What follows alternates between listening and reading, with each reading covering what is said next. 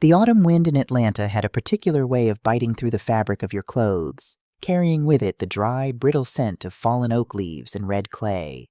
For Sophie, the chill wasn't just in the air. It had taken up permanent residence in her bones exactly 3 years, 2 months, and 14 days ago.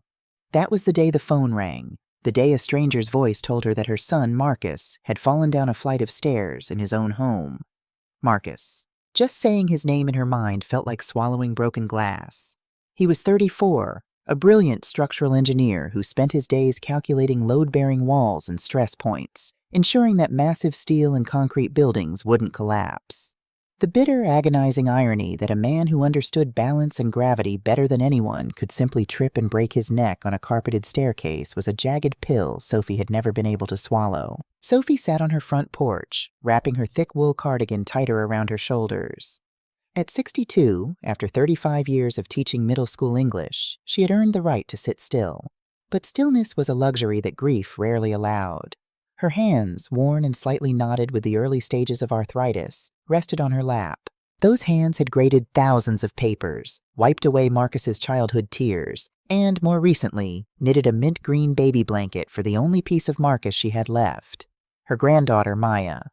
Maya was 3 years old now, a little whirlwind of giggles and dark, tight curls.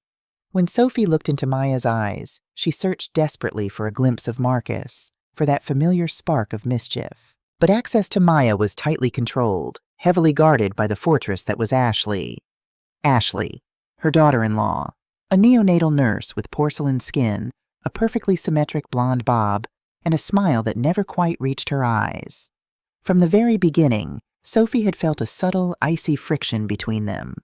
As a black woman who had raised a successful black man in the South as a single mother, Sophie possessed an instinct honed by decades of navigating the world. She knew how to read the room, and Ashley's room was always sterile, calculated, and devoid of genuine warmth.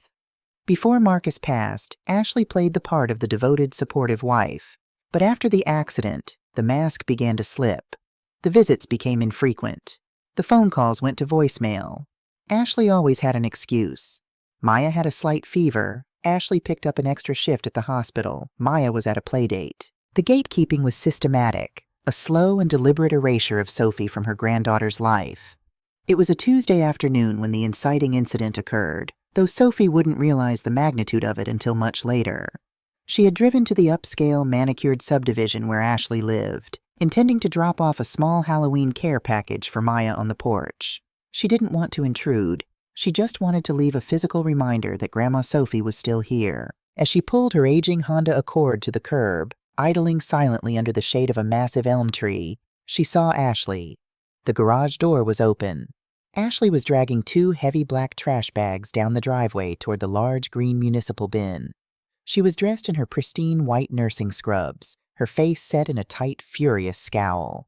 She hoisted the first bag, shoving it violently into the bin. Then, as she lifted the second bag, the thin plastic snagged on the sharp metal edge of the bin's hinge. The bag tore open. Several items spilled out onto the concrete. A broken plastic toy, some junk mail, and a cascade of soft, familiar fabric. It was the mint green blanket. Sophie's breath caught in her throat. Her hands gripped the steering wheel so hard her knuckles turned a dusty gray. She watched as Ashley looked down at the spilled items. Instead of gathering the blanket gently, Ashley kicked it. A swift, venomous kick with the toe of her white sneaker, pushing the fabric into a puddle of dirty water near the curb. Then, with a look of pure disgust, Ashley grabbed the blanket by one corner, shoved it deep into the trash bin, slammed the lid down, and marched back into the house, hitting the button to close the garage door. Silence descended on the suburban street, broken only by the rhythmic thud of Sophie's heart against her ribs. Why? Why would she throw it away like that? It wasn't just a piece of fabric. It was hours of Sophie's life, stitched with love, prayers, and tears for her grandchild. Marcus had adored that blanket. He used to say the color reminded him of the mint chocolate chip ice cream they used to share on hot July afternoons. A cold, unfamiliar anger began to pool in Sophie's stomach. It wasn't just disrespect. It was an act of deliberate erasure. Ashley was throwing away Marcus's memory. She was throwing away Sophie. Without overthinking, Sophie put the car in park and stepped out. The crisp autumn air hit her face, but she felt flushed with adrenaline. She walked quickly up the driveway, her sensible shoes making no sound on the concrete. She reached the green bin, hesitated for a fraction of a second, and flipped the lid open. The smell of discarded coffee grounds, rotting fruit, and chemical cleaner wafted up. There, wedged between a greasy pizza box and a clump of paper towels, was the mint green yarn. Sophie reached in, her fingers brushing against the damp, dirty fabric. She pulled it out, clutching it to her chest, heedless of the grime transferring to her cardigan. She hurried back to her car, tossed the blanket onto the passenger seat, and drove away. She didn't leave the Halloween package. She just needed to get back to her sanctuary. Sophie's house was a modest, single-story brick home in a quiet, older neighborhood. It smelled of vanilla extract, old books, and the lavender she kept in small sachets in her drawers. It was a home that had seen decades of life, laughter, and sorrow. She carried the soiled blanket straight to the laundry room. Spreading it out on the utility sink, she felt a profound sense of violation. The beautiful mint green yarn was stained with mud and coffee. The delicate scalloped edges she had painstakingly crocheted were fraying. "I've got you," she whispered, her voice rough. She wasn't sure if she was talking to the blanket, to Maya, or to the ghost of Marcus. She filled the sink with warm water and a gentle detergent, plunging her hands in to scrub away the filth. As the water turned a murky brown, Sophie meticulously massaged the fabric, working out the stains. She rinsed it, then rinsed it again until the water ran clear. She took a thick towel, laid the wet blanket on it, and rolled it up, pressing down firmly to extract the excess water. Then she carried it to the ironing board in the spare bedroom, the room that used to be Marcus's. She laid the damp blanket out flat, smoothing the edges with the palms of her hands. It was during this soothing, repetitive motion that her right hand paused. Near the bottom hem, perfectly centered, her fingers grazed something anomalous. Sophie frowned. She pressed down again. The yarn yielded, but beneath it, sandwiched between the thick, double-layered crochet work, there was a rigid, rectangular lump. It was small, no bigger than her thumbnail, but unmistakably hard. Her heart did a strange, syncopated flutter. Had she accidentally knitted something into it? A stitch marker? A button? No, that was impossible. She was a meticulous crafter. When she gave this blanket to Marcus at the hospital on the day Maya was born, it had been perfectly soft, perfectly flawless. She ran her fingers over the area again. She lifted the blanket, holding that specific section up to the light of the window. The yarn was thick, obscuring whatever was inside, but she noticed something else. The stitching around the lump was different. It was subtle, so subtle that only the person who made it would notice. The yarn used to close a small 2-inch gap was a shade of mint green that was perhaps half a tone lighter than the rest. And the tension of the stitches was tighter, clumsier. Someone had cut her blanket open, slipped something inside, and sewn it back up. The implications hit her like a physical blow. Why? Why would Ashley hide something in a baby's blanket? And why throw it away now, 3 years later? Sophie walked to her sewing basket, her legs feeling suddenly heavy, as if she were wading through wet cement. She picked up her small, sharp embroidery scissors. The metal felt cold against her skin. Returning to the ironing board, she took a deep, steadying breath. With surgical precision, she slid the tip of the scissors under the mismatched thread. Snip. The sound was shockingly loud in the quiet room. Snip, snip. She pulled the threads away, parting the yarn. Inside the small cavity, nestled in the soft fibers, was a tiny square object wrapped in tight, transparent, waterproof tape. Sophie used a pair of tweezers to pull it out. She set it on the ironing board and carefully scored the tape with the scissors, peeling it back. A micro SD card. Black, tiny, and innocuous. Sophie stared at it. At 62, she wasn't helpless with technology. She knew what a micro SD card was. She used one in her digital camera.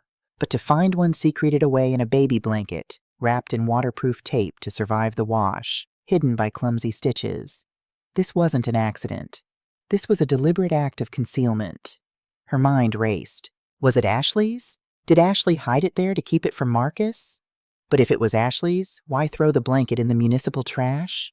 Ashley was meticulous. If she wanted to destroy digital evidence, she would have snapped the card in half or flushed it. Throwing the blanket away meant Ashley didn't know the card was in there. If Ashley didn't put it there, who did? There was only one person who had been around that blanket as much as Ashley. Marcus. Did her son find something? Did he hide this before he died? The thought made Sophie's chest ache with a sudden, fierce hope and a paralyzing terror. If Marcus hid this, then his accident was no accident. She needed to see what was on the card. But when she picked it up, she noticed a tiny scratch across the gold contact pins, likely from the pressure of being stepped on or thrown around in the trash. She didn't want to risk putting it into her old laptop and accidentally corrupting it. She needed someone who understood the fragile architecture of digital memory. She reached into her pocket, pulled out her phone, and dialed a number she knew by heart. "Hey, Aunt Soph," a deep, cheerful voice answered on the second ring. "Jamal," Sophie said, her voice tight, devoid of its usual warmth. "I need you to come over, right now.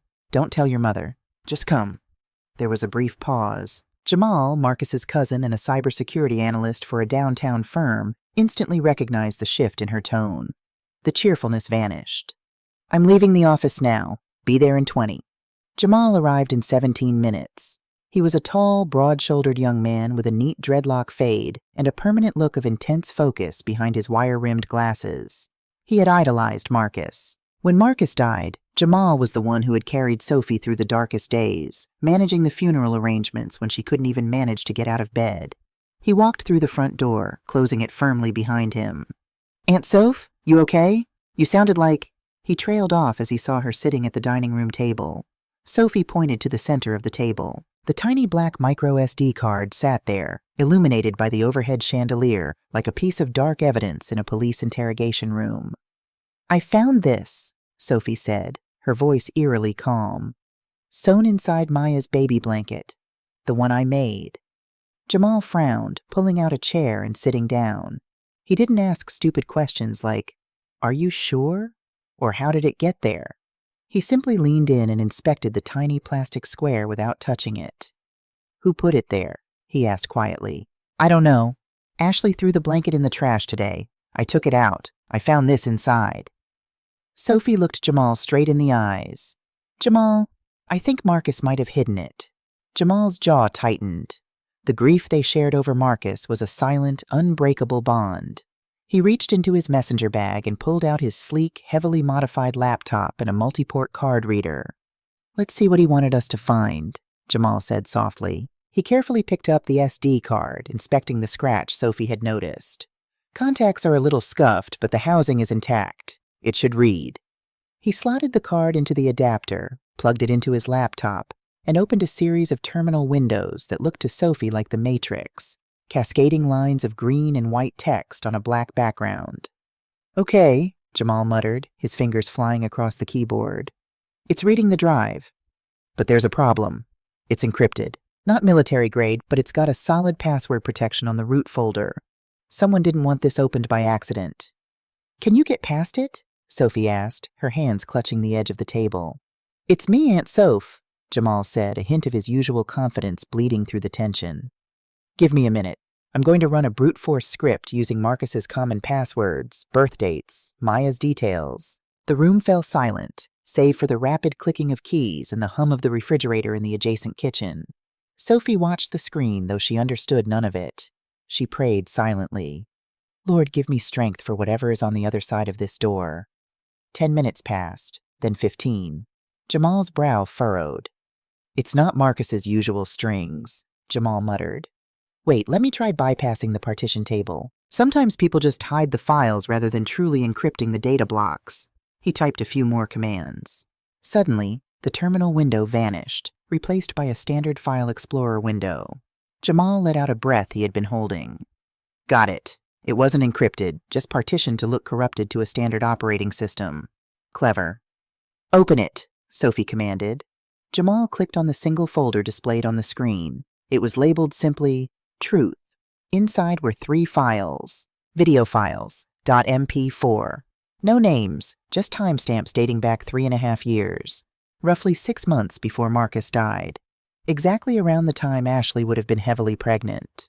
Jamal looked at Sophie. She gave him a stiff, decisive nod. He double-clicked the first file. The video player opened, expanding to fill the screen.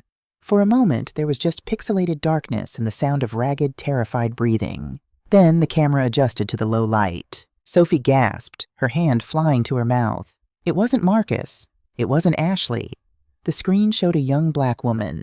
She looked no older than 22. Her skin was a beautiful, rich mahogany, but her face was gaunt, her eyes wide with a feral, hunted terror. Her hair was pulled back in a messy bun, and she was sweating profusely. She was wearing a cheap, oversized gray t-shirt, and she was heavily, visibly pregnant. The background was dim, but Sophie recognized the floral wallpaper. It was the guest bedroom in Ashley and Marcus's house. The room Ashley kept locked because it was being renovated. The young woman looked frantically off camera, then brought the phone closer to her face. When she spoke, her voice was a hoarse, trembling whisper. "My name is Nia," the girl on the screen said, tears spilling over her dark lashes. "Nia Washington, if you are watching this, it means I'm dead. Please, you have to believe me. She's going to kill me." Sophie felt the blood drain from her face. Beside her, Jamal sat frozen, his eyes locked on the screen. "I met Ashley at the clinic," Nia continued, her voice cracking, trying to keep her volume down. "I was scared. I'm alone. My boyfriend left me when I got pregnant, and I didn't have anywhere to go. Ashley was my nurse. She was so nice, so kind. She told me she and her husband couldn't have kids. She said they wanted a closed, private adoption. She promised to pay my medical bills, give me money to start over, if I just stayed here in her house until the baby came." Nia wiped her nose with the back of her trembling hand. The camera shook violently. "It was a lie. It's all a lie," Nia sobbed, looking over her shoulder at the locked bedroom door. "Her husband, Marcus, he doesn't know about me. He's an engineer. He's building a bridge in Texas. He's been gone for months. He thinks Ashley is the one pregnant. She took my ultrasound photos. She sends them to him. She wears a prosthetic belly when he video calls her." Sophie felt the room spinning. Marcus didn't know. Her brilliant, loving son had been completely, utterly deceived. A sick, metallic taste flooded her mouth. "I found her diary today," Nia whispered, the panic elevating her pitch. "She forgot to lock her desk. She's not going to adopt my baby. She's going to steal her. She's mapped out a plan to induce my labor here, in the house. She has medical supplies, drugs. She wrote that she's going to tell Marcus she went into labor early, that it happened so fast she couldn't get to the hospital." Nia leaned closer to the lens, her eyes begging the viewer. "She wrote about how to get rid of me. She has a friend, a guy who works security at the hospital, Hugh. She's going to give me something to stop my heart, and Hugh is going to make me disappear. She's going to take my baby and pretend she's hers." Footsteps echoed faintly through the audio of the video. Heavy, deliberate steps coming up a wooden staircase. Nia's eyes widened in sheer, unadulterated horror. "She's coming. I have to hide this. I found a baby blanket she left on the chair. I'm going to sew this card inside. Please, if you find this, my baby. Her name is supposed to be Maya. Save my baby. Please, God, save." The video abruptly cut to black. The silence that filled Sophie's dining room was absolute, deafening, and suffocating. Jamal sat back in his chair, his hands hovering over the keyboard, shaking uncontrollably. He looked at Sophie, his face a mask of horror and disbelief. "Aunt Soph!"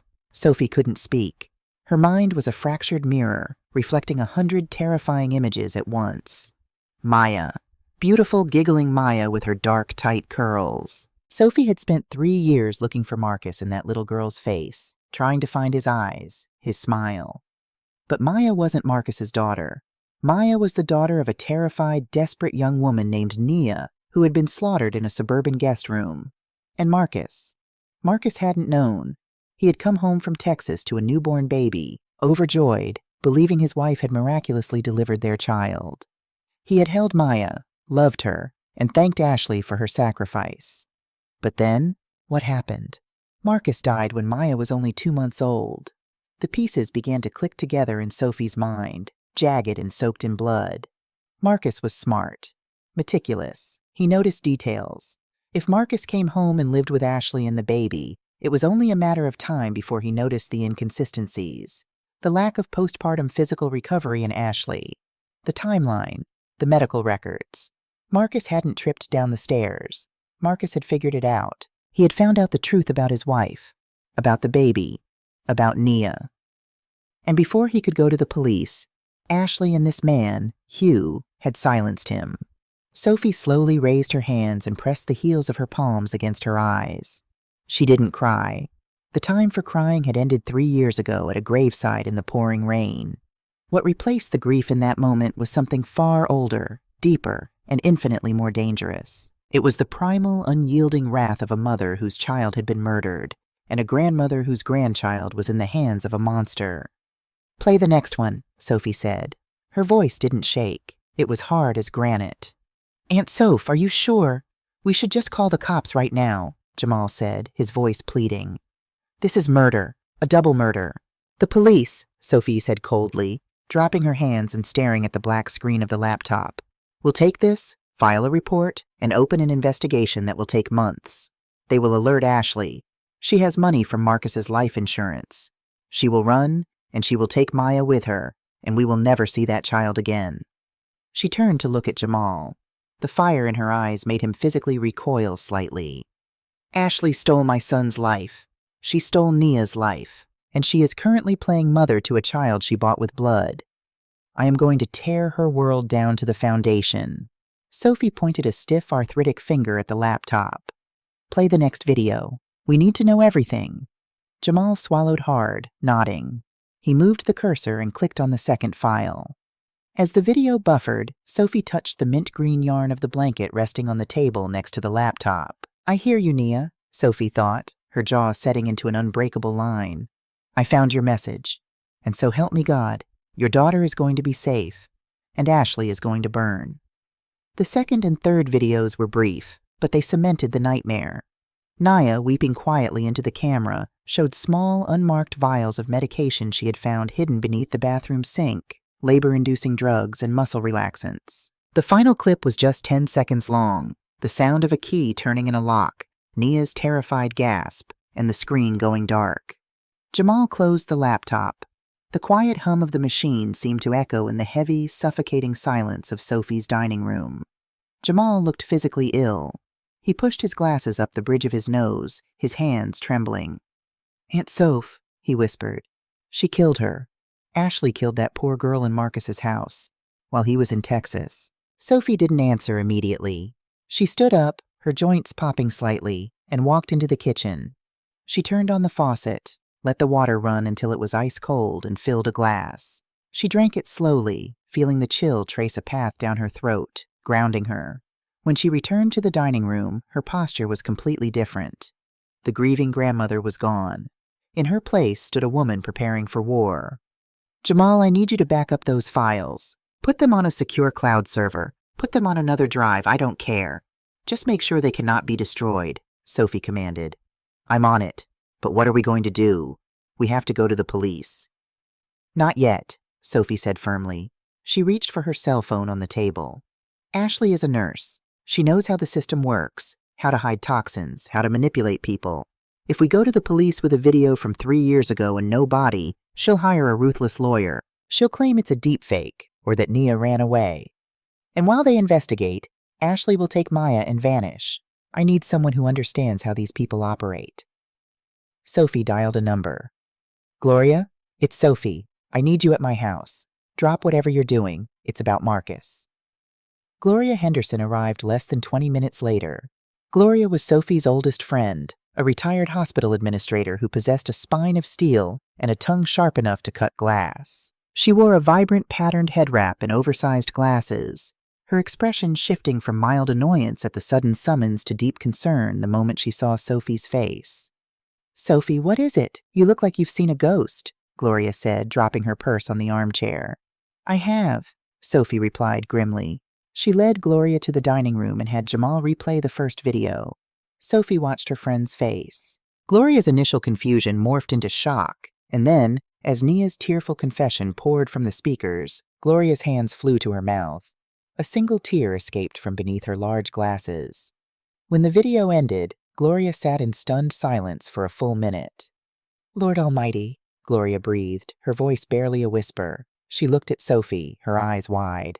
"That little girl, Maya, is Nia's baby," Sophie finished the sentence. "Ashley faked her pregnancy while Marcus was building that overpass in Dallas. She lured this girl in, stole her baby, and disposed of her with the help of some security guard named Hugh. Gloria's administrative mind, honed by decades of dealing with hospital bureaucracy and covering up doctors' messes, immediately kicked into gear. The shock receded, replaced by a cold, calculating pragmatism. "Hugh," Gloria muttered, tapping her manicured nails on the table. "Hugh Miller. Works the night shift at Mercy General. A big dumb brute with a gambling problem.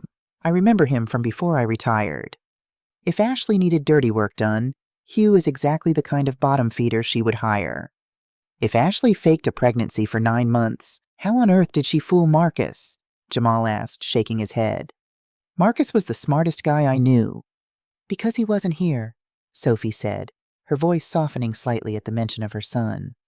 "The Dallas project was a nightmare. He was gone for 3 weeks at a time, coming home for maybe 2 days before flying back out. Ashley controlled the narrative.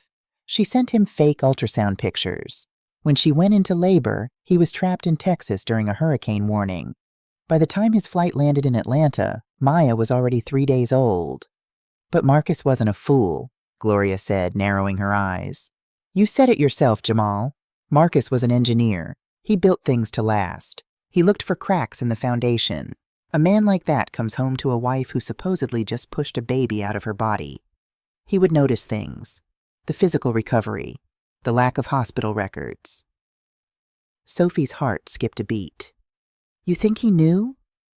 "I think," Gloria said slowly, "that if Ashley killed Nia, and then a few months later Marcus accidentally falls down the stairs and breaks his neck, those 2 things aren't a coincidence, Sophie. Marcus found a crack in her foundation." The realization hit Sophie with the force of a physical blow. If Marcus had suspected, he wouldn't have just confronted Ashley blindly. He would have gathered data. He would have built a case. "His boxes," Sophie said suddenly, pushing her chair back. "After he died, Ashley boxed up his home office and brought it here. She said she couldn't bear to look at his things. She gave me his clothes, his books, his files." "Where are they?" Jamal asked, already standing up. "The attic and the spare room," Sophie replied. For the next 3 hours, the 3 of them tore through the remnants of Marcus's life. They sat on the floor of the spare bedroom surrounded by cardboard boxes. Sophie's hands trembled as she sifted through his old blueprints, his college textbooks, his framed degree from Georgia Tech. It was an agonizing excavation of grief, but the fire of vengeance kept her moving. Jamal found Marcus's old day planner from the year he died. He flipped through the pages, tracking the Dallas trips. "Look at this," Jamal said, pointing to a date in late September, 2 months after Maya was born. He wrote down, "pediatrician appointment, blood typing," and then a few days later he just wrote, "impossible," heavily underlined. "Blood types," Gloria murmured. If Marcus was O-negative and Ashley claimed to be O-negative, but Maya tested as type A, he would know. "He was digging," Sophie said, tracing her fingers over her son's sharp, precise handwriting. "But where did he put the proof? Ashley packed these boxes. If he had hard evidence, she would have found it and destroyed it before giving the boxes to me." "Unless he hid it where she wouldn't look," Gloria suggested. Sophie looked around the room. Her eyes landed on a large plastic storage bin pushed into the corner of the closet. "Winter clothes," the label read in Ashley's neat, sterile handwriting. Sophie pulled the bin out and popped the lid. Inside lay Marcus's heavy winter coats. On top was his favorite Carhartt work jacket, the tan canvas faded and worn at the elbows. The scent of it, a faint mixture of sawdust, cold air, and his Old Spice deodorant, wafted up, hitting Sophie so hard she had to close her eyes and swallow the sob rising in her throat. She lifted the heavy jacket, clutching it to her chest for just a moment. As she did, she heard a faint metallic clink. She froze. She shifted the jacket in her hands. Clink. It was coming from the inside. Sophie laid the jacket flat on the floor. She ran her hands over the thick canvas, pressing firmly. Near the bottom hem, on the inside lining of the right panel, she felt a small, hard shape. "Give me your pocket knife, Jamal," she said, her voice tight. Jamal handed her a small folding knife. Sophie carefully sliced through the quilted orange lining of the Carhartt jacket. She reached 2 fingers into the synthetic batting and pulled out a small brass key. It was a standard United States Postal Service key. Stamped into the brass was a number, Box 4012. "A P.O. box," Gloria breathed, leaning over Sophie's shoulder. "Smart boy. He knew his house wasn't safe." Does anyone know which post office this belongs to? Jamal asked. Sophie turned the key over. There was a tiny, faded sticker on the bow of the key with a zip code. It was a post office on the south side of Atlanta, nearly 30 minutes away from the affluent suburb where Marcus and Ashley lived. He went out of his way, Sophie said, gripping the key so tightly it dug into her palm. He set up a dead drop. She looked at the clock on the wall. It was past 9 in the evening. The post office lobby would be closed. "Tomorrow morning," Sophie said, her eyes burning with a fierce, terrifying light. "First thing tomorrow, we go to the south side." The drive to the post office the next morning felt like a funeral procession. The sky over Atlanta was heavy with gray clouds, threatening a cold rain. Sophie drove, with Gloria sitting in the passenger seat, a silent, imposing presence. Jamal had to go to work to maintain appearances, but he was on standby, monitoring his phone. They pulled into the parking lot of the brick post office building just as the doors opened at 8 a.m. Sophie's heart hammered a frantic rhythm against her ribs. What if the box had been closed? It had been 3 years. If Marcus hadn't paid the renewal fees, the post office would have emptied it and rented it to someone else. They walked into the lobby, the walls lined with hundreds of small brass and glass doors. Sophie followed the numbers. 3,900, 4,000, 4,012. She stopped in front of the small metal door. Through the tiny glass window, she could see that it wasn't empty. There was something inside. Her hands shook violently as she inserted the brass key into the lock. Please, God, let it turn. She twisted her wrist. The mechanism offered a moment of stubborn resistance, then yielded with a sharp click. Sophie pulled the door open. Inside, crammed tightly into the small rectangular space, was a thick, padded manila envelope. It was dusty.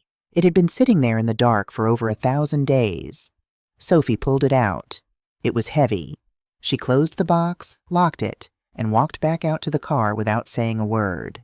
Once they were securely inside the Honda, doors locked and windows rolled up, Sophie placed the envelope on her lap. She looked at Gloria. Gloria gave her a slow, firm nod. Sophie tore the pull tab on the envelope. She pulled out a stack of papers and a small, leather-bound moleskin notebook, Marcus's notebook. She opened the notebook first. The pages were filled with his precise block-letter handwriting. It wasn't an emotional diary. It was an engineering report. He had treated the mystery of his wife like a structural failure, documenting every anomaly, every crack in her story. August 12th. Returned from Dallas. Maya is beautiful, but something is off. Ashley is moving too well for a woman who supposedly went through unmedicated labor 3 days ago. No physical signs of trauma. Refuses to let me touch her stomach. Says she's insecure. September 5th. Took Maya to Dr. Evans for her 1-month checkup. Ashley couldn't come. Doctor ran a standard blood panel. Maya is type A positive. I am O negative. Ashley's medical ID bracelet says O negative. 2 O negative parents cannot produce a type A child. Genetics don't lie. Who is this baby? Sophie felt the tears finally spill over, hot and bitter. Her son had known. He had suffered the agonizing realization that his wife was a stranger, that his daughter was not his blood, all alone. She handed the notebook to Gloria and sifted through the printed papers. There were bank statements showing massive cash withdrawals from their joint account, money Ashley had clearly used to pay off Hugh. There was a business card for a private investigator. And then Sophie found it. A printed missing person flyer. Missing, Nia Washington, 22 years old. Last seen in East Point. 8 months pregnant. Attached to the flyer was a printed email Marcus had sent to the private investigator. I found her. Or rather, I found who she was. My wife has her baby. I don't know what Ashley did to this girl, but I found a burner phone hidden in Ashley's car. There are texts to a guy named Hugh Miller. They talk about disposing of the problem. Sophie's breath hitched as she reached the final page of the notebook. The ink was darker, pressed harder into the paper, as if Marcus had written it in a state of high adrenaline. The date at the top of the page was November 14th, the day he died. November 14th, 4 p.m. I have the whole blueprint now. The foundation is rotten to the core. She didn't just lie. She murdered that poor girl. She bought her silence, took her baby, and buried her. I can't look at Ashley without feeling sick to my stomach. Maya is an innocent in all of this. I won't let Ashley ruin this child's life too. I've packed this envelope. I'm taking it to the P.O. box now. Tonight, when she gets home from her shift, I am going to confront her. I am going to look my wife in the eye and tell her I know exactly what she is. Then, I'm calling the police. If something happens to me, let this notebook serve as my testimony.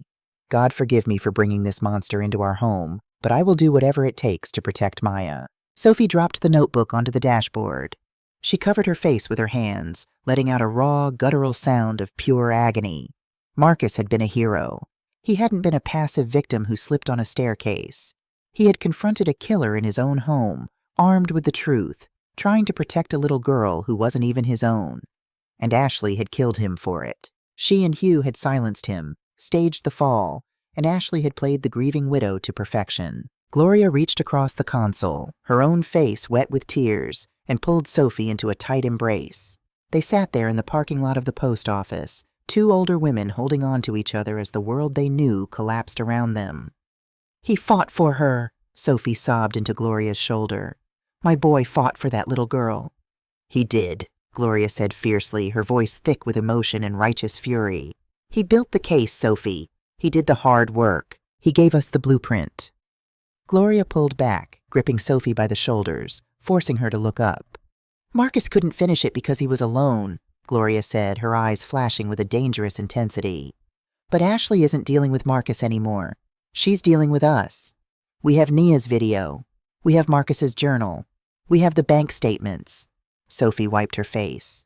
The grief was still there, a gaping wound in her chest, but the fire had returned, burning hotter than ever. The mint green blanket had been the thread, and Marcus's notebook was the needle.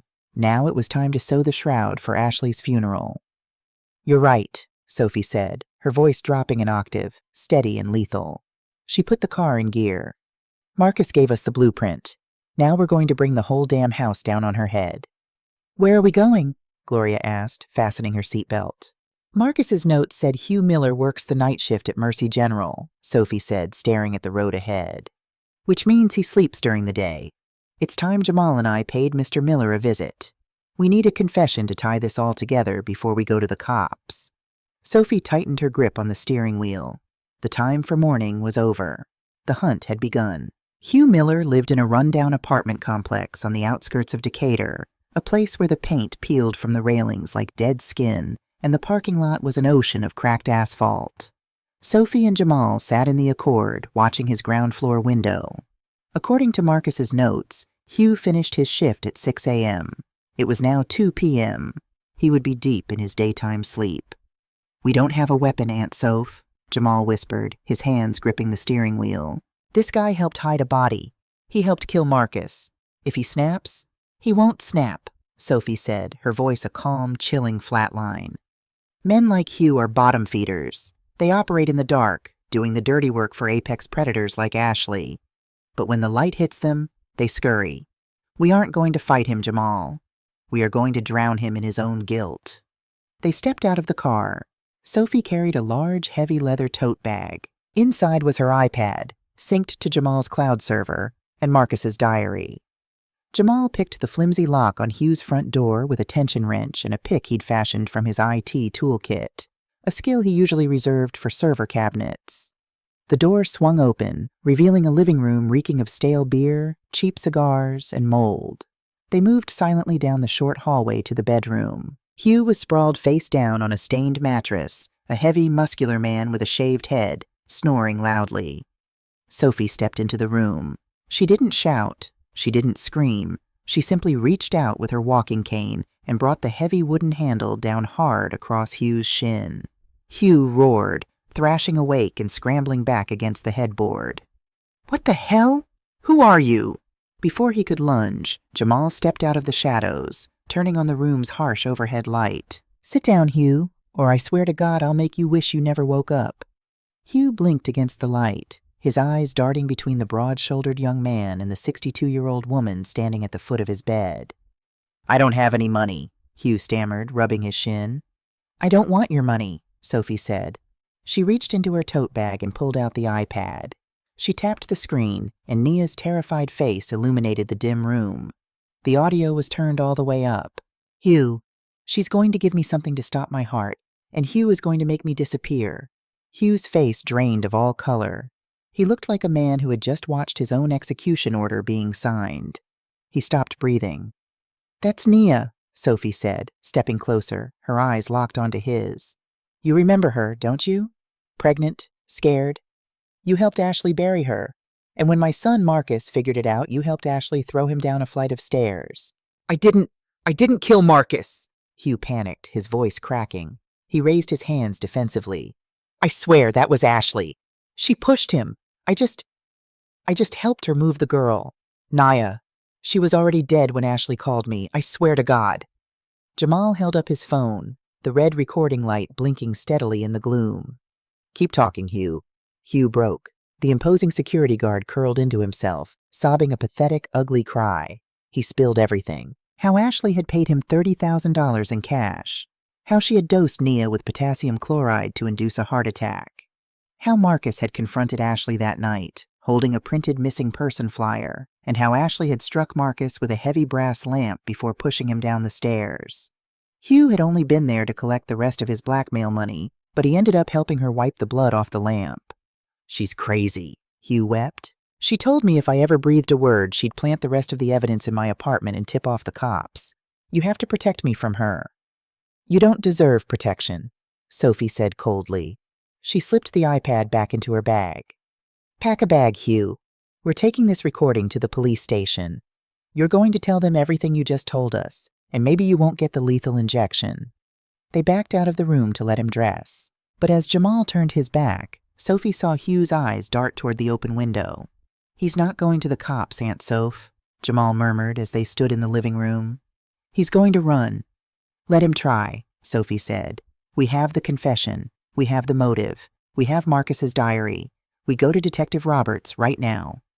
The next morning, Sophie sat at her kitchen table, sipping black coffee. She and Jamal had spent hours at the precinct the night before. Detective Roberts, a seasoned investigator with a weary face, had listened to the audio, watched Nia's video, and read Marcus's diary.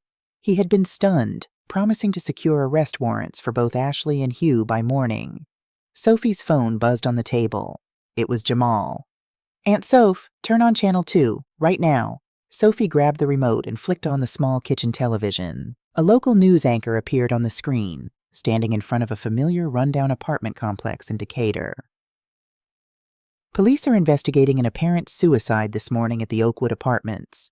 Maintenance workers discovered the body of 42-year-old Hugh Miller inside his running vehicle in a closed garage. Preliminary reports indicate carbon monoxide poisoning." Sophie dropped the remote. The plastic clattered against the linoleum floor. Suicide. It was impossible. Hugh was a coward. Yes, but he was a survivor. He wouldn't kill himself. He had been packing a bag to run. Her phone buzzed again. A text message. It was from Ashley. "I know you were at his apartment. Stay away from Maya, Sophie. We are moving out of state today. If you come near my house, I will file a restraining order." A deep, freezing dread settled into Sophie's bones. Ashley had found out. Maybe Hugh had panicked and called Ashley to demand money to flee, tipping her off. Ashley had silenced him before the police could process the warrants. And now, Ashley was running. Sophie grabbed her coat and her keys. She didn't call Jamal. She didn't call Detective Roberts. There was no time for police bureaucracy. Ashley had Maya. She drove straight to the private preschool Maya attended. She parked across the street, watching the playground through the chain-link fence. It was recess. Dozens of toddlers were running around in the crisp autumn air. Sophie spotted Maya sitting alone on a wooden bench. The sight of her granddaughter made Sophie's breath catch. Maya didn't look like the vibrant, energetic 3-year-old from a month ago. She was pale, her skin sallow. She looked lethargic, her head drooping, her dark curls looking thin and brittle. A teacher walked by, gently rubbing Maya's back. Sophie rolled down her window to listen. "Are you feeling okay, sweetie?" the teacher asked. "Tummy hurts," Maya mumbled. A mother standing near the fence holding her own child sighed. "It's so tragic," the woman told another parent. "Ashley told me Maya has a rare blood disease. She started a GoFundMe last week for experimental treatments in Mexico. She's raised almost $50,000. The words slammed into Sophie like a freight train. Munchausen by proxy. Ashley wasn't just running. She was using Maya to fund her escape. She was slowly poisoning the child, likely with low doses of the same medications she stole from the hospital, to create symptoms, garner sympathy, and rake in untraceable cash donations. If Ashley took Maya to Mexico, she wouldn't just disappear. She would eventually kill the child once she outlived her usefulness as a cash cow. Maya's life wasn't measured in weeks anymore. It was measured in hours. Sophie practically kicked the doors of the police precinct open. She slammed the printed screenshots of Ashley's GoFundMe page onto Detective Roberts' desk. "She killed Hugh!" Sophie shouted, ignoring the stares of the other officers. "And she is poisoning my granddaughter. She's raising money to flee the country, Roberts. You need to arrest her right now." Roberts looked at the papers, his face grim. "Sophie, I just got the DA to sign off on the warrants based on Hugh's audio, but we sent units to Ashley's house 10 minutes ago. It's empty. She's gone." "Gone?" "We pinged her cell phone. It's moving south on I-75, straight toward Hartsfield-Jackson International Airport. We have TSA on alert, and we're sending interceptors. We'll get her at the terminal." Sophie stared at the map on Roberts' wall. Hartsfield-Jackson, the busiest airport in the world. She closed her eyes, trying to think like Marcus. Marcus always said that when a structure is failing, look at the load paths. People follow the paths of least resistance. Ashley is a nurse, Sophie thought. She is meticulous. She knows she's a flight risk. She knows airports have facial recognition, ID checks, and federal agents. She wouldn't walk into the most heavily surveilled building in the state with a kidnapped, poisoned child. The phone pinged. It was too obvious. "She's not going to the airport," Sophie said suddenly. Her eyes flew open. "She left the phone in a cab or a shuttle. It's a decoy. Sophie, we have to follow the data." "I know her," Sophie interrupted, her voice booming with the authority of a veteran schoolteacher. "She is calculated. If she's going to Mexico with 50 grand in cash, she's not flying commercial. She's going by water or land." Sophie's mind raced back to Marcus's files, the boxes in her spare room. There was an old deed of trust Marcus had investigated. Ashley had forced Marcus's old contracting firm to sign over an abandoned industrial warehouse on the Savannah River port to her name, claiming it as a tax write-off months before he died. Savannah, 4 hours away, a massive, chaotic seaport full of private boats and international cargo ships. "She's driving to Savannah," Sophie said, her certainty absolute. "Pier 42. It's an old storage facility her name is on. She's going to charter a private boat." Roberts looked at her, weighing the risk. "If you're wrong, she slips through the airport." "Send your men to the airport," Sophie said, already turning toward the door. "I'm going to Savannah. Call the local PD down there.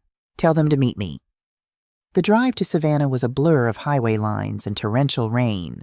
Sophie's hands were cramped on the steering wheel, her foot pressing the accelerator of her old Honda closer to the floorboard than it had ever been. She prayed silently, a continuous loop of pleas to God, to Marcus, to Nia. "Keep her breathing. Just keep my baby breathing." It was just past nightfall when she arrived at Pier 42. The industrial district was a ghost town of rusted shipping containers, massive cranes, and decaying brick warehouses. The smell of salt water and diesel fuel hung heavy in the damp air. Sophie parked her car behind a stack of wooden pallets and turned off the headlights. In the distance, parked in front of a sprawling dark warehouse, was Ashley's silver SUV. The trunk was open. A man in a dark raincoat was loading heavy duffel bags from the SUV into a small, sleek speedboat docked at the edge of the pier. Ashley was standing by the car, and in her arms, wrapped in a thick jacket, was a limp, unmoving Maya. Sophie didn't wait for the Savannah police. She didn't have time. She reached into her back seat, grabbed her walking cane and the heavy Carhartt jacket that belonged to Marcus. She stepped out into the rain. She walked out from the shadows, her footsteps splashing loudly in the puddles. "Ashley!" Sophie's voice rang out, echoing off the corrugated metal walls. It wasn't the voice of a frail old woman. It was the roar of a matriarch defending her blood. Ashley whipped around, her blonde hair plastered to her face by the rain. For a split second, shock registered in her sterile blue eyes. Then her face contorted into a mask of pure malice. She laid Maya gently into the passenger seat of the SUV and reached into her designer purse. She pulled out a small black handgun. "You just couldn't leave it alone, could you, you old hag?" Ashley screamed over the sound of the rain. The smuggler on the boat paused, looking back, then quickly untied the mooring lines, realizing things had gone wrong. He abandoned Ashley, the boat's engine roaring to life as it sped away into the dark water. Ashley cursed, aiming the gun directly at Sophie's chest. "It doesn't matter. I'll shoot you right here," and take her in the car. Sophie didn't stop walking. She closed the distance until she was only 20 feet away. She held up Marcus's tan Carhartt jacket. "He knew," Sophie said, her voice cutting through the storm. "Marcus knew everything, Ashley. He knew about Nia. He knew Maya wasn't his. He wrote it all down, and he left the blueprint for me to find." Ashley's hand trembled slightly. "Shut up. You thought you were the smartest person in the room," Sophie continued, her gaze piercing through Ashley's facade. "You thought you could buy a baby with Nia's blood, pay for it with Marcus's life, and fund your escape by poisoning an innocent child. But you forgot one thing." Sophie dropped the jacket onto the wet pavement. "You forgot about the mother," Sophie said. "Nia hid the SD card in the blanket. Marcus hid the key in his coat. They reached from beyond the grave to stop you, and I am the one who answered." "I'll kill you!" Ashley screamed, her finger tightening on the trigger. "Go ahead," Sophie said, spreading her arms. "But look behind you." Ashley didn't have to look. The screech of tires and the blinding flash of red and blue strobes flooded the pier. 3 Savannah police cruisers, coordinated by Detective Roberts, swarmed the loading dock, trapping Ashley's SUV. "Drop the weapon! Drop it now!" an officer bellowed over a megaphone. Ashley looked at the police, then back at Sophie. The sterile, calculated mastermind was gone, replaced by a trapped, cornered rat. She dropped the gun. It clattered against the concrete. Officers swarmed her, slamming her against the hood of her SUV and clicking handcuffs onto her wrists. Sophie didn't watch Ashley get arrested. She ran straight to the open passenger door of the SUV. Maya lay there, barely conscious, her breathing shallow. Sophie gathered the tiny girl into her arms, tears mixing with the rain on her face. She pressed her cheek against Maya's thin hair. "Grandma's here," Sophie whispered, rocking her gently as paramedics rushed over. "I've got you, baby. You're safe now. Nobody is ever going to hurt you again." Maya's heavy eyelids fluttered open. She looked up at Sophie, and a tiny, weak smile touched her lips. "Mint chocolate chip," the little girl mumbled deliriously. "Yes, baby," Sophie sobbed, holding her tighter. "Mint chocolate chip." 2 years later, the Atlanta sun streamed warmly through the windows of Sophie's living room. The scent of vanilla and fresh laundry filled the air. Ashley was serving consecutive life sentences without the possibility of parole. The trial had been a media sensation, but Sophie had shielded Maya from all of it. Hugh's death was ruled a homicide, adding another life sentence to Ashley's record. Sophie sat in her favorite armchair, her knitting needles clicking rhythmically. She was officially, legally, Maya's mother now. The adoption papers were framed on the mantel, right next to a photograph of Marcus, and a beautifully restored photograph of Nia that Jamal had managed to track down from her old high school yearbook. Maya, now a vibrant, energetic 5-year-old with thick, healthy curls and bright, curious eyes, came running into the living room. She carried a familiar object in her hands. It was the mint green blanket. Sophie had spent weeks carefully repairing it.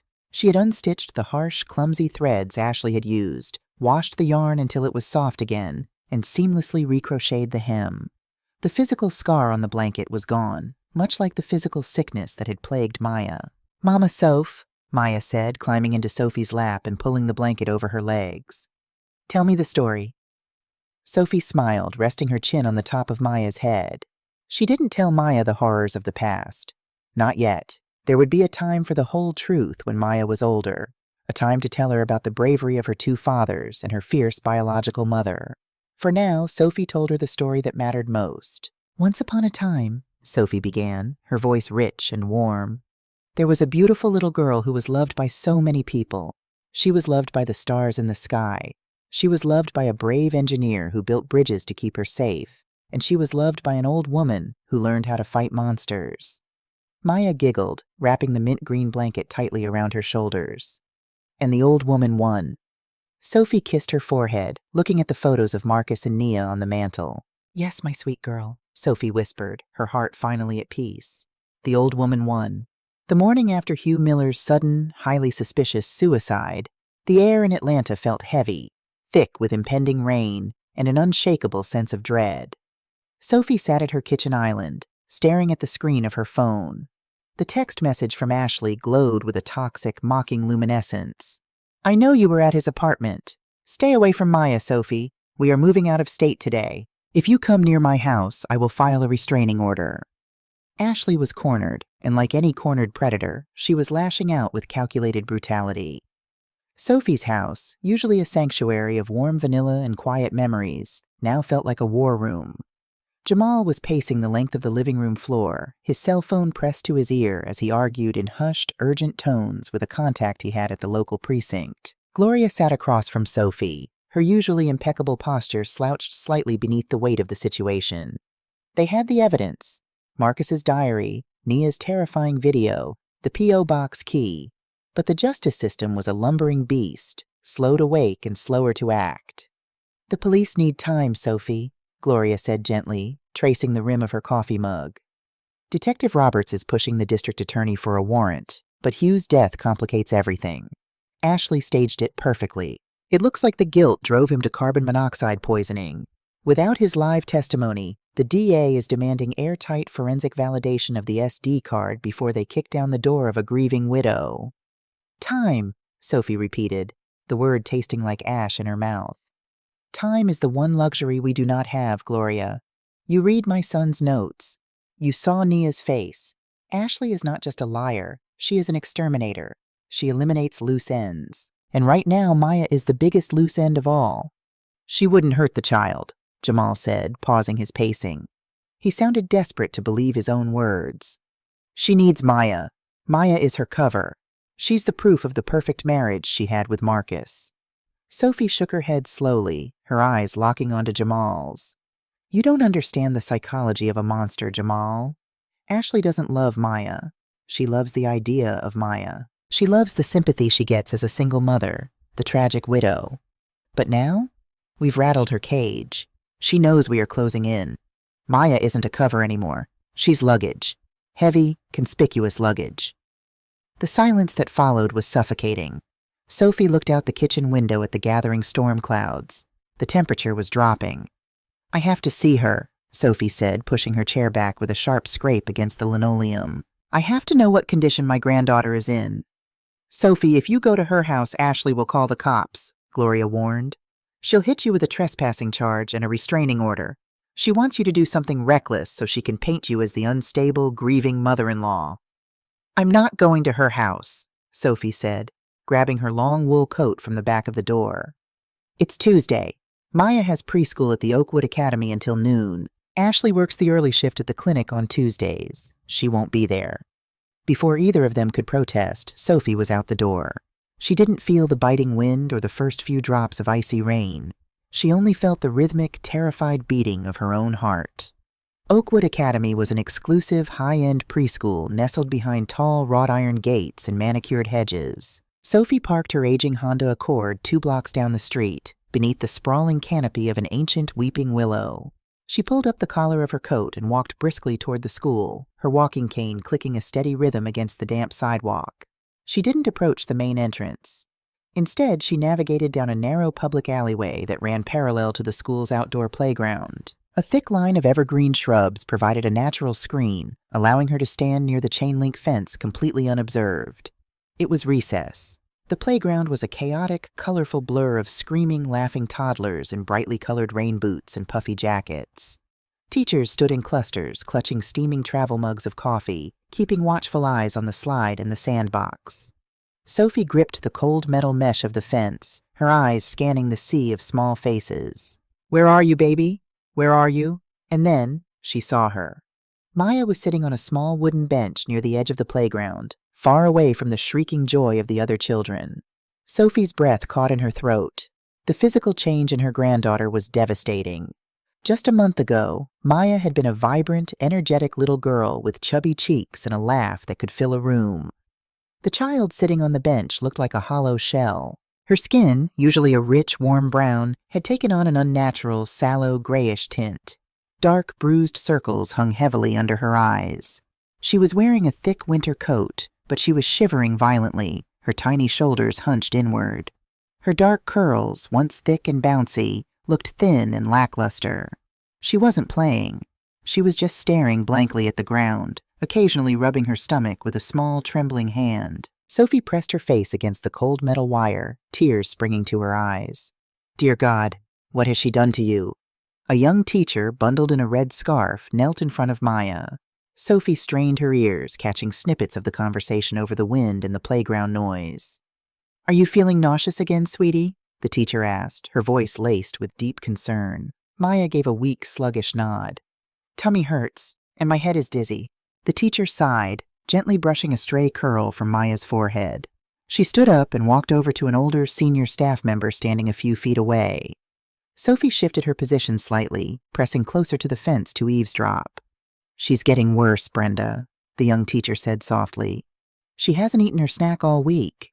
She's lethargic. She's complaining of stomach cramps, and she feels cold to the touch. Should we call the nurse?" The older woman, Brenda, shook her head with a look of profound, tragic sympathy. "Ashley already briefed us this morning. It's the new medication. It's taking a heavy toll on the poor child's system." "Has she finally gotten a diagnosis?" "It's some rare autoimmune blood disorder," Brenda whispered, looking back at Maya with pity. "Ashley was crying in the office this morning. She said the local doctors can't do anything more for her. She's finalizing the paperwork to take Maya to a specialized clinic in Mexico for experimental stem cell therapy. She even set up a GoFundMe page to cover the travel costs. It's absolutely heartbreaking. A widow losing her only child." Sophie's grip on the fence tightened until her knuckles turned a stark, bony white. A rare autoimmune blood disorder. A specialized clinic in Mexico. A GoFundMe page. The pieces of the puzzle slammed together with sickening, undeniable clarity. Sophie didn't need a medical degree to know what she was looking at. The symptoms weren't from a disease. They were from a poison. Ashley was methodically, systematically destroying Maya's internal organs. It was a textbook case of Munchausen syndrome by proxy, elevated to a horrific, calculated extreme. Ashley wasn't just doing it for attention or sympathy. She was weaponizing the child's suffering to crowdfund her own escape. She was milking the community's goodwill for untraceable cash, preparing to vanish across the southern border. And once she was in Mexico, free from the jurisdiction of the Atlanta police and Detective Roberts, Maya would succumb to her illness.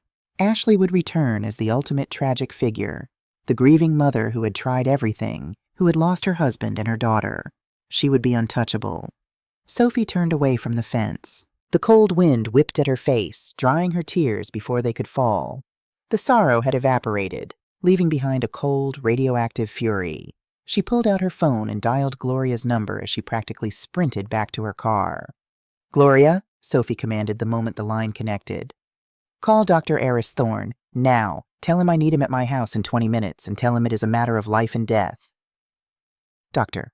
Eris Thorne was a retired pediatrician and an old church friend of Gloria's. He was a tall, distinguished man with silver hair and a demeanor that radiated calm authority. When Sophie burst through her front door, Dr. Thorne was already sitting at the dining room table with Gloria and Jamal, his reading glasses perched on the end of his nose. Jamal had his laptop open, displaying a web page. It was Ashley's GoFundMe campaign. Save Maya, a widow's last hope. The page featured highly edited, desaturated photos of Maya looking deathly ill in a hospital bed, hooked up to IVs. The donation counter sat at a staggering $62,000. Sophie didn't even bother taking off her coat. She slammed her hands onto the table, leaning over the screen. "She is poisoning her," Sophie stated, her voice shaking with rage. "I just saw Maya at the playground. She's sallow, she's lethargic, she's having severe abdominal cramps, and she's freezing cold. Ashley is telling these teachers it's a rare autoimmune disorder.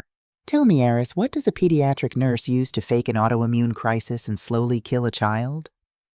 Dr. Thorne's expression was grim. He looked at the photographs on the screen, zooming in on Maya's face, examining the pallor of her skin and the specific drooping of her eyelids. "Munchausen by proxy is a terrifying psychological landscape, Sophie," Dr. Thorne began slowly, his clinical tone failing to mask his horror. "Perpetrators usually use substances they have easy access to. Ashley is an ER nurse. She has access to the pharmacy lockbox. Based on the symptoms you described, lethargy, severe abdominal cramping, pale and cool skin, dizziness, and the rapid onset over the last few weeks, He took off his glasses and rubbed the bridge of his nose. I would suspect a steady, low-dose regimen of ipecac syrup combined with an anticoagulant, like warfarin, Dr. Thorne said quietly. The ipecac induces violent gastrointestinal distress and dehydration. The warfarin thins the blood, causing the sallow skin, the bruising under the eyes, and mimicking the symptoms of a severe autoimmune blood disorder like aplastic anemia. It's insidious. In small doses, it won't kill the child immediately. It just keeps her perpetually, desperately sick. And if she keeps increasing the dosage? Jamal asked, his voice cracking. Internal hemorrhaging, Dr. Thorne replied bluntly. Her organs will begin to bleed out from the inside. Without immediate intervention, her kidneys will fail first, followed by cardiac arrest. If Ashley is planning to travel to Mexico, she's likely planning to administer a lethal spike in the dosage during the journey. The child will die in transit, and Ashley will claim she just couldn't make it to the clinic in time. Sophie felt the room tilt. The walls seemed to close in around her. She pictured Maya, tiny and frail, locked in a car with the woman who had murdered her biological mother, being fed poison under the guise of medicine. How much time does she have? Gloria asked, voicing the question Sophie was too terrified to articulate. If she's experiencing the extreme lethargy and bruising you saw today, Dr. Thorne said, looking directly at Sophie, her platelet count is already critically low. I cannot be certain without a blood test, but Sophie, she may only have 48 to 72 hours before the organ damage becomes irreversible. Jamal slammed his fist against the table, rattling the coffee mugs. We have to show this to Roberts. This GoFundMe, the medical theory. This is enough for an emergency custody order. They can send Child Protective Services. No, Sophie said. The word hung in the air, absolute and final. She turned away from the table, staring blindly at the framed photograph of Marcus on the mantelpiece. If we call CPS, they have to notify the mother, Sophie explained, her mind operating with terrifying crystalline clarity. They will schedule a wellness check. The moment Ashley gets a phone call from a social worker, she will know the game is over. She won't wait for them to arrive. She has $60,000 in cash, a car, and a dying child. She will pack Maya into the trunk, drive across state lines, and finish the job in a motel room in Alabama. Sophie turned back to face them. She looked at Jamal, at Gloria, at the doctor. She was no longer a grieving mother or a helpless grandmother. She was the architect of Ashley's destruction. We are not waiting for a judge to sign a piece of paper. We are not waiting for a social worker to knock on her door between the hours of 9 and 5, Sophie declared. She reached into her purse and pulled out the brass P.O. box key Marcus had left behind, laying it flat on the table next to the laptop. Marcus gave his life to uncover this blueprint, Sophie said, her voice dropping to a low, dangerous register. Nia gave her life to leave us a warning. I will be damned if I let that monster take one more breath of my family's air. What are you going to do, Sophie? Gloria asked, her eyes wide with a mixture of fear and profound respect. I am going to force her hand, Sophie said. She picked up her cell phone and opened a new text message to Ashley. Her thumbs hovered over the keyboard for a fraction of a second before typing out the words that would ignite the final powder keg. I have Marcus's diary. I have Nia's SD card. I know exactly what you gave to Hugh, and I know exactly what you are giving to Maya.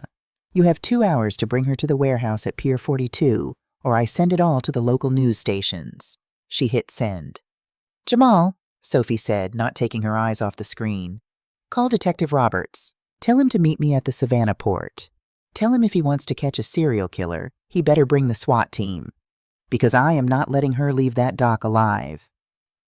The drive from Atlanta to the coastal city of Savannah took nearly 4 hours. For Sophie, navigating the slick, rain-battered stretches of Interstate 75 South in her aging Honda Accord, it felt like an eternity suspended in a vacuum of sheer terror and adrenaline. The sky above was a bruised, violently churning expanse of dark purple and black, unleashing a torrential downpour that forced her windshield wipers to work at a frantic, rhythmic pace. Her cell phone, resting in the cup holder, was connected to the car's Bluetooth speakers.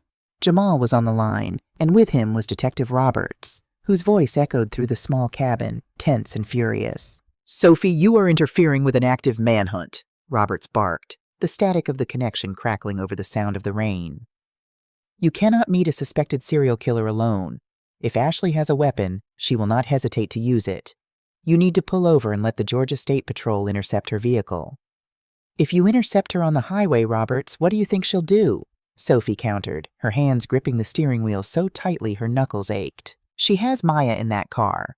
If she sees state troopers boxing her in, she'll panic. She might crash the car on purpose. She might use my granddaughter as a hostage. You know the psychology of a cornered narcissist as well as I do. She needs to feel like she is in control of the transaction. And you think offering yourself as bait gives her that control? I gave her a destination, Sophie said, her voice dropping to a low, immovable register. Pier 42. It's an abandoned warehouse property Marcus's firm used to hold the deed to. Ashley kept it as a tax write-off. It's isolated, it's dark, and it has direct access to the water. In her mind, she's killing two birds with one stone. She gets to retrieve the evidence I have, eliminate the only person who has pieced her crimes together, and she gets to hop on a smuggler's boat immediately after. She will show up. There was a heavy pause on the line. Jamal's voice broke through, thick with worry. Aunt Soph, please, don't try to be a hero. Just keep her talking until the SWAT team gets in position. I'm not trying to be a hero, Jamal. I'm a grandmother retrieving what belongs to her family, Sophie replied softly. Roberts, you have my location. Tell your men to turn off their sirens when they get within a 2-mile radius. If she hears you coming, she will put a bullet in that child and then herself. Do not move until I have Maya in my arms. Do you understand me? We are coordinating with Savannah PD, Roberts finally conceded, a heavy sigh masking his frustration. 10 minutes, Sophie. Give us 10 minutes to set the perimeter once she arrives. May God be with you. The line went dead. Sophie turned off the radio. The only sounds left were the drumming of the rain and the steady hum of the engine. She glanced at the passenger seat. Resting there was the thick manila envelope containing Marcus's diary, Nia's SD card, and a printed copy of Hugh's confession. Beneath the envelope was Marcus's heavy Carhartt jacket. It smelled faintly of him, a ghost riding shotgun into the storm. I'm coming, baby, Sophie whispered into the dark car. Grandma is coming. Pier 42 was a desolate stretch of decaying infrastructure on the outskirts of the Savannah port. Towering, rusted shipping cranes loomed in the darkness like skeletal giants against the stormy sky. The warehouse itself was a massive structure of corrugated metal and broken glass, smelling intensely of rotting wood, diesel fuel, and the salty brine of the Atlantic Ocean. Sophie parked her Honda near the loading dock, leaving the headlights on, cutting 2 bright yellow cones through the driving rain. She stepped out of the car, the wind instantly whipping her thick wool coat around her legs. She leaned heavily on her walking cane in her right hand, while her left hand clutched the manila envelope. She didn't have to wait long. Less than 5 minutes later, a silver SUV tore down the gravel access road. It didn't slow down until the very last second, its tires skidding violently on the wet pavement before coming to a jerking halt just 30 feet from Sophie's car. The driver's side door flew open. Ashley stepped out into the rain. She looked nothing like the pristine, perfectly manicured nurse who had controlled Marcus's life. Her blonde hair was plastered to her skull, her clothes were disheveled, and her eyes were wide, bloodshot, and feral. In her right hand, she held a sleek black 9mm handgun, aimed squarely at Sophie's chest. "Where is it?" Ashley screamed over the roaring wind, her voice raw and unhinged. "Give me the files, you meddling old bitch!" Sophie didn't flinch. She stood her ground, an immovable pillar of quiet strength. "Where is Maya?" Ashley sneered, a twisted, ugly expression that revealed the true depths of her rot. She reached back into the SUV and dragged a small, limp figure out by the collar of her winter coat. It was Maya. The child was barely conscious, her head lolling to the side, her breathing shallow and ragged. Ashley held the little girl against her hip, pressing the barrel of the gun against Maya's temple. "She's right here," Ashley spat. "Now put the envelope on the ground and kick it over, or I swear to God I will end her right now and leave you both to rot on this dock." Every maternal instinct in Sophie's body screamed at her to rush forward, to tear the gun away and shield the child. But she remembered Dr. Thorne's words. She remembered Marcus's meticulous planning. She had to dismantle Ashley's mind before she could disarm her hands. "You won't shoot her, Ashley," Sophie said, her voice cutting through the storm with startling clarity. It wasn't a shout. It was a firm, resonant declaration of fact. Ashley blinked, the gun wavering a fraction of an inch. "What did you say?" "I said you won't shoot her," Sophie repeated. taking a single deliberate step forward. The cane clicked against the wet asphalt. Because if you shoot her, your GoFundMe campaign becomes wire fraud investigated by the FBI. If you shoot her, you lose your tragic widow narrative. If you shoot her, the smuggler waiting on that boat behind the warehouse won't take you because cartels don't traffic loud, messy, child-murdering liabilities across the border. Ashley's jaw tightened. You think you know everything. You think you're so smart. I don't think I'm smart, Sophie said, taking another step. I know my son was. Marcus was a structural engineer, Ashley. He built bridges. He knew how to find the weak points in a foundation. And your foundation was built on sand. Marcus was an idiot, Ashley shrieked, the facade of her sanity finally cracking. He was weak. He believed everything I told him. I owned him. Did you? Sophie challenged, lifting the manila envelope. Then why did he document your failure? Why did he write down the blood tests? Why did he know that 2 O-negative parents couldn't produce a type A positive child? He knew, Ashley. He looked at you, and he saw right through you. He knew you weren't recovering from labor. He knew you hadn't given birth. He found the burner phone in your car. He found the texts to Hugh. He knew about Nia. The words struck Ashley like physical blows. Her eyes widened, the absolute certainty of her own brilliance shattering in real time. For 3 years, she had believed she had committed the perfect crime. She had believed she had outsmarted a brilliant man. To hear that Marcus had known, that he had documented her every lie, destroyed the core of her narcissistic ego. No, Ashley muttered, shaking her head. No, he didn't. He didn't know anything. He knew you were a monster, Sophie said, taking a third step. She was only 15 feet away now. He confronted you that night. He didn't fall down those stairs, Ashley. He told you he was going to the police. He was trying to protect Maya from you, and you killed him for it. I had to, Ashley screamed, tears of rage mixing with the rain on her face. He was going to ruin everything. I built a perfect life. I deserved that baby. Nia was a piece of trash. Nobody cared about her. I gave Maya a home. I gave her a father, and Marcus wanted to tear it all down because of some stupid blood test. I did what I had to do. It was a full, unadulterated confession, echoing into the storm. Sophie's heart broke anew hearing the confirmation of her son's final heroic moments, but her face remained a mask of iron. You didn't build a life, Ashley, Sophie said softly. You built a tomb, and now the walls are caving in. Give me the envelope. Ashley leveled the gun back at Sophie, her hands shaking violently. I'll kill you. I'll kill you both. Maya, sweetie, Sophie called out, her voice suddenly warm, adopting the tone she used when reading bedtime stories. Grandma's right here. Close your eyes, baby. Maya groaned weakly, her eyelids fluttering. The sound distracted Ashley for a microsecond. She looked down at the child. It was the only opening Sophie needed. Now, Roberts, Sophie screamed. From the shadows of the shipping containers, blinding, high-intensity halogen floodlights snapped on, instantly illuminating the entire loading dock with the brilliance of the midday sun. Ashley shrieked, throwing her arm up to shield her eyes.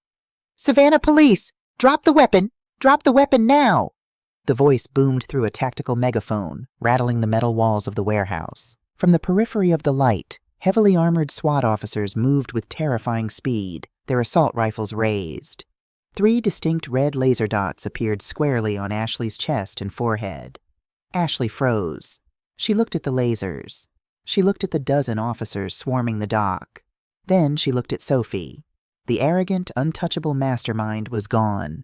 In her place stood a pathetic, terrified woman who had finally run out of lies. Slowly, her fingers uncurled. The 9mm handgun slipped from her grasp, clattering loudly against the wet concrete. Officers tackled her instantly, ripping Maya from her grasp. Ashley was slammed face first against the hood of her SUV, handcuffs clicking shut with a sound of absolute finality. She didn't scream. She didn't fight. She just stared blankly at the ground as they read her Miranda rights. Sophie didn't watch her get arrested. She dropped her cane, dropped the envelope, and fell to her knees beside the paramedic who was already assessing Maya. She's severely dehydrated, pulse is thready, the paramedic shouted over the rain, wrapping the little girl in a thermal foil blanket. We need to get her to Memorial Health now. Sophie scrambled into the back of the ambulance right behind the stretcher. She took Maya's tiny, freezing hand in her own, pressing it against her lips. I've got you, baby, Sophie wept, the adrenaline finally leaving her body, replaced by the overwhelming, crashing wave of love and relief. Grandma's got you. You are never ever going back to the dark. The next 48 hours were a blur of sterile white walls, beeping monitors, and the sharp smell of antiseptic.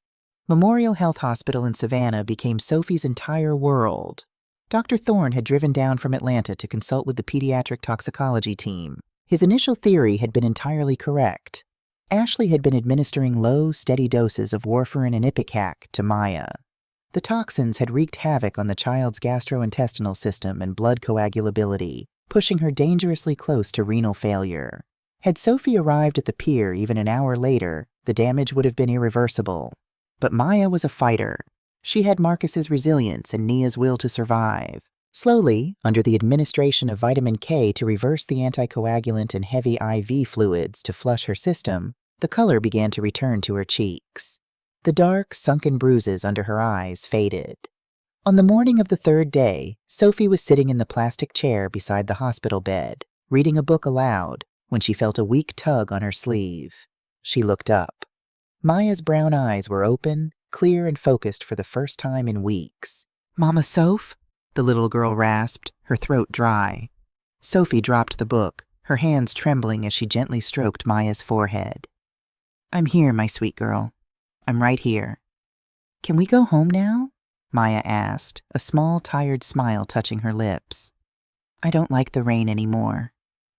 Tears streamed down Sophie's face, but this time they were tears of profound, unadulterated joy. "Yes, baby, we're going home. The storm is over." 2 years later, the Atlanta sun streamed warmly through the large bay windows of Sophie's living room, casting a golden hue over the hardwood floors. The house smelled intensely of vanilla extract, cinnamon, and fresh laundry. Ashley's trial had been swift and merciless. Faced with Marcus's meticulous diary, Nia's hidden SD card, Hugh's recorded confession, and the toxicology reports from Maya's blood work, Ashley's high-priced defense attorney had nothing to work with. She was convicted of 2 counts of first-degree murder, attempted murder, kidnapping, and wire fraud. The judge, a stern woman with zero tolerance for the exploitation of children, sentenced Ashley to 3 consecutive life terms without the possibility of parole. Ashley would never see the sky outside of a barbed wire fence again. Sophie sat in her favorite armchair, her knitting needles clicking rhythmically. She was officially, legally Maya's mother now. The adoption papers were framed on the mantelpiece, sitting proudly between a photograph of Marcus and a beautifully restored high school portrait of Nia that Jamal had tracked down. Maya, now a vibrant, energetic 5-year-old with thick, bouncy curls and a laugh that filled every corner of the house, came running into the living room. She carried a familiar object bundled in her arms. It was the mint green blanket. Sophie had spent weeks carefully repairing it. She had unstitched the harsh, clumsy threads Ashley had used to hide the SD card, washed the yarn until it was perfectly soft, and seamlessly recrocheted the hem. The physical scar on the blanket was gone, much like the physical sickness that had plagued Maya. It was no longer a vessel for a dark, horrific secret. It was restored to its original purpose, a shield of warmth and love. "Mama Soph," Maya said, climbing into Sophie's lap and pulling the soft green yarn over her legs. "Tell me a story." Sophie smiled, resting her chin gently on the top of Maya's head. She didn't tell Maya the horrors of the past. Not yet. There would be a time for the whole truth when Maya was older, a time to tell her about the brilliance and bravery of her father and the fierce, protective spirit of her biological mother. For now, Sophie told her the story that mattered most. "Once upon a time," Sophie began, her voice rich, warm, and steady, "there was a beautiful little girl who was loved by so many people. She was loved by the stars in the sky. She was loved by a brave engineer who built strong bridges to keep her safe. And she was loved by an old woman who learned how to fight monsters." Maya giggled, wrapping the mint green blanket tightly around her shoulders, completely enveloped in its warmth. "And the old woman won." Sophie kissed her forehead, her eyes drifting to the photos of Marcus and Nia smiling down from the mantel.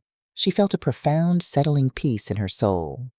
"Yes, my sweet girl," Sophie whispered, holding her granddaughter close. "The old woman won."